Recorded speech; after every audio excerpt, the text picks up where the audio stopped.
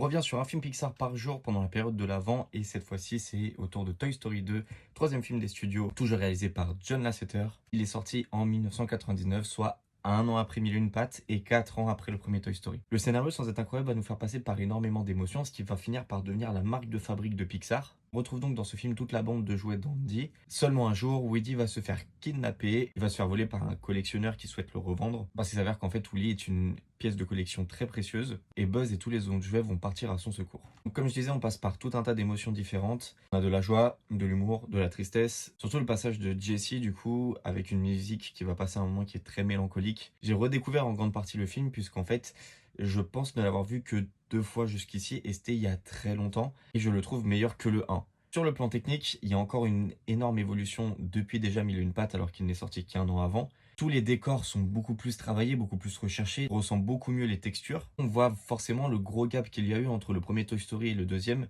au niveau de la diversité des personnages. Il y en a encore plus et la façon dont ils sont modélisés est encore plus aboutie. La qualité de l'animation a également beaucoup évolué et tout ça s'est fait en très peu de temps. On a aussi beaucoup plus de personnages humains que dans le premier film puisque c'était une contrainte qu'ils avaient à l'époque. Là, ils arrivent à les modéliser, ils arrivent à les animer sans trop de soucis. J'ai beaucoup aimé ce film, jusque-là c'est le troisième et ça ne fait que augmenter en qualité. Donc on verra ce que ça donne à l'avenir. On se retrouve demain pour un prochain film et je vous dis à bientôt.